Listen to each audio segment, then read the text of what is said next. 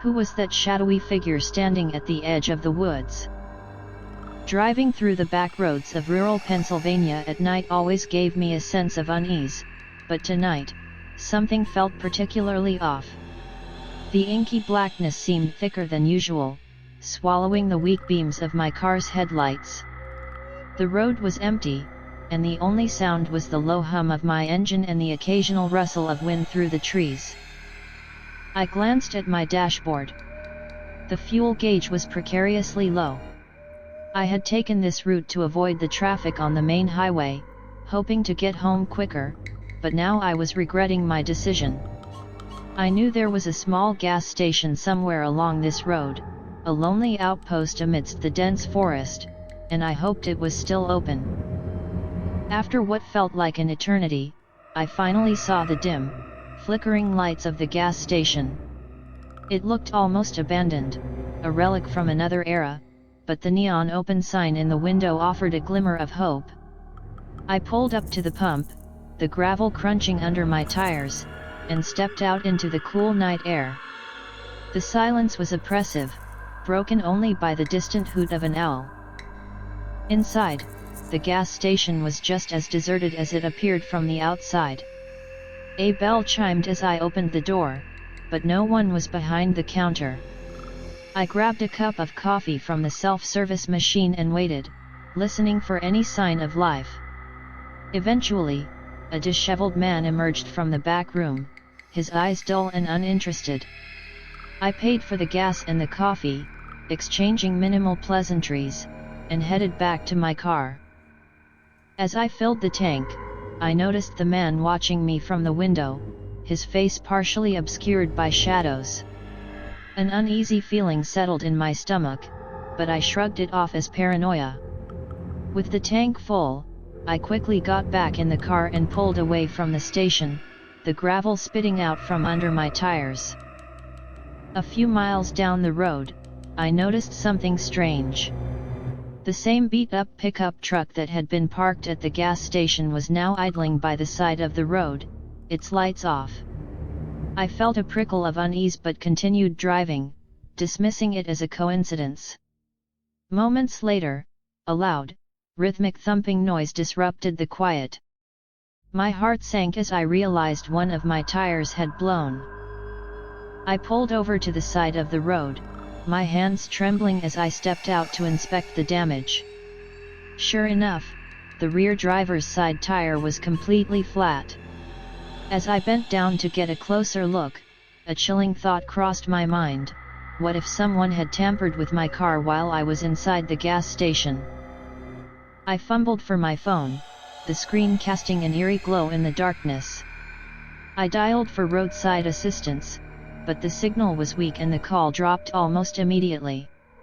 Panic surged through me.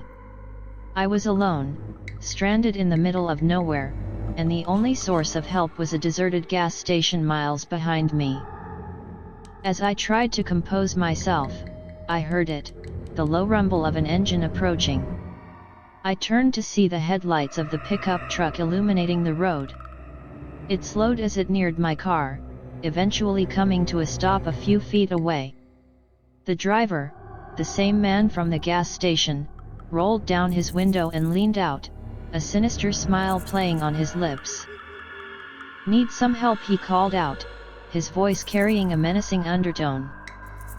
My instincts screamed at me to run, but my legs felt like they were made of lead. I managed to mumble something about already calling for help, hoping he would leave me alone. Instead, he got out of his truck and started walking towards me, his footsteps crunching on the gravel. "Doesn't look like anyone's coming," he said, glancing at my phone in my hand. "Might be better if you let me take a look." Desperation clawed at my chest. I had to get away, but I couldn't just leave my car here. The man was getting closer, his shadow stretching long and ominous in the headlights. I took a step back, my mind racing for a plan. Just as he reached out to touch my car, another set of headlights appeared from around the bend. A second vehicle, another pickup truck, pulled up behind mine. This one was newer, cleaner, and the driver looked more trustworthy. He got out, sizing up the situation with a cautious eye. "Everything all right here?" the new arrival asked, his voice steady and authoritative. The gas station attendant's demeanor shifted instantly. He backed away from my car, raising his hands in a mock gesture of peace. "Just trying to help," he said, retreating to his truck. Without another word, he got in and sped off into the night, his tail lights disappearing into the darkness. The new man approached me, his face illuminated by the glow of his truck's headlights. "You okay?" he asked, genuine concern in his eyes. I nodded, my voice barely above a whisper. "Thank you. I don't know what would have happened if you hadn't shown up." He nodded, looking at my flat tire. "Let's get you back on the road," he said, rolling up his sleeves. Together, we changed the tire, the process surprisingly quick with his help. As we worked, he kept glancing around, his vigilance a comforting presence. With the spare tire in place, I thanked him profusely. "Do you think I should still call the police?" I asked, my voice trembling. He nodded. "Definitely. That guy's behavior was off. They should check it out." I called the police, explaining the situation while the man waited nearby. The dispatcher assured me that they would send a patrol car to the area and advised me to stay put until they arrived. As we waited, the man introduced himself as Dan, a local who knew these roads well. "It's not the first time I've heard of strange encounters out here," he said, his expression grim. "Always trust your instincts."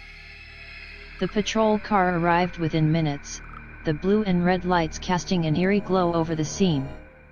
I recounted my story to the officer, who took detailed notes and promised to investigate the gas station and the man who had followed me. With the police now on the scene, Dan bid me farewell, making sure I had everything I needed before he left. "Drive safe," he said, giving me a reassuring nod. The officer stayed with me until a tow truck arrived to take my car to a nearby service station. As I waited, I couldn't shake the feeling of dread that had settled over me. The night had started with a simple drive home and ended with a brush with something far more sinister. By the time I finally got home, the sun was beginning to rise, casting a pale light over the horizon. I recounted the entire ordeal to my father, who hugged me tightly and reassured me that I was safe now. But even as I lay in my own bed, I couldn't escape the lingering fear. Who was that shadowy figure standing at the edge of the woods, and what would have happened if Dan hadn't shown up? I knew one thing for certain: I would never take those back roads at night again. Have you ever seen someone who shouldn't be there? The question lingered in my mind as I packed my bags for a drive that was supposed to be straightforward and uneventful. I had been living in New York, working a demanding job that paid well but took every ounce of my energy. An opportunity came up for a position in North Carolina that promised not only a substantial salary and excellent benefits but also a better climate and a more balanced lifestyle. The catch was that I had to attend 2 interviews, back-to-back, early Friday morning. Flying would have been ideal, but my budget constraints led me to decide on a grueling 8-hour drive instead. I planned to leave on Thursday night, right after work. It had been an exhausting day, filled with last-minute tasks and lingering projects. By the time I got home, it was late, but I was determined to make the trip. I grabbed my overnight bag, filled my thermos with strong coffee, and set off. My GPS indicated an 8-hour journey, but I knew it would feel much longer. The first few hours were manageable. The caffeine worked its magic, keeping me alert and focused. The hum of the engine and the monotony of the road had a strangely calming effect, lulling me into a false sense of security. But as the night deepened, so did my fatigue.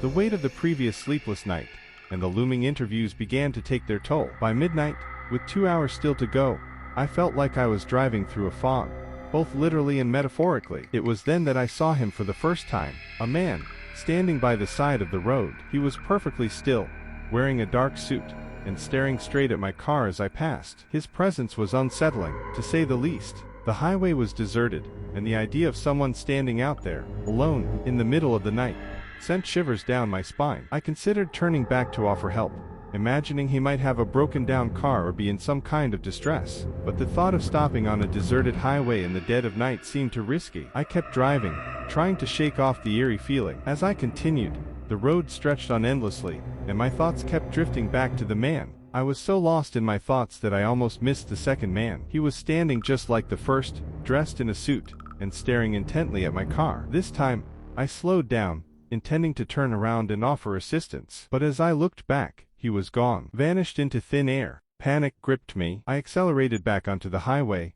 my heart pounding in my chest. I needed a break, a moment to gather myself. Spotting a gas station up ahead, I pulled in and parked. The station was nearly empty, the only light coming from the flickering neon sign and the dim interior lights. I grabbed a cup of coffee and sat in my car, trying to calm my nerves. As I sipped my coffee, I saw him again. The same man, standing under a lamppost, his face illuminated by the harsh, artificial light. This time, I got a better look at him. He was a middle-aged white man, with short, dark brown hair, clean-shaven, with a neutral expression that made my skin crawl. He stared directly at me, his gaze unblinking. I felt a chill run down my spine, and I quickly got back in my car, locking the doors behind me. I needed to keep moving, to get away from whatever was happening. Back on the road, the coffee did little to keep me awake. My eyelids grew heavier with each passing mile. I knew I couldn't go on much longer. When I saw a rest area up ahead, I decided to pull over and try to get some sleep. I reclined my seat as far back as it would go, but the fear and the strange encounters made it impossible to rest. I kept imagining the man in the suit appearing outside my car, staring at me with those cold, unfeeling eyes. I must have dozed off because I woke with a start, my heart racing. I glanced around, half expecting to see the man standing there. Relieved to find no one, I tried to settle back down. Just as I was about to close my eyes, I glanced in the rearview mirror and felt my blood run cold. There, in the back seat, was the man in the suit. I bolted upright, my hand reaching for the door handle. I flung the door open and stumbled out of the car, screaming. My car rolled forward slowly as I backed away, eyes locked on the empty back seat. There was no one there. Had I imagined it? I couldn't be sure. My mind was playing tricks on me, or maybe the lack of sleep was causing hallucinations. Gathering my courage, I got back in the car, closed the door, and locked it. I finished my coffee and decided to push through the final leg of my journey. When I finally arrived at my hotel, I was exhausted beyond measure. I barely made it to my room before collapsing onto the bed and falling into a deep, dreamless sleep. The next morning, I woke up groggy, but relieved that the nightmare drive was over. My first interview was scheduled for 11 a.m. I got ready,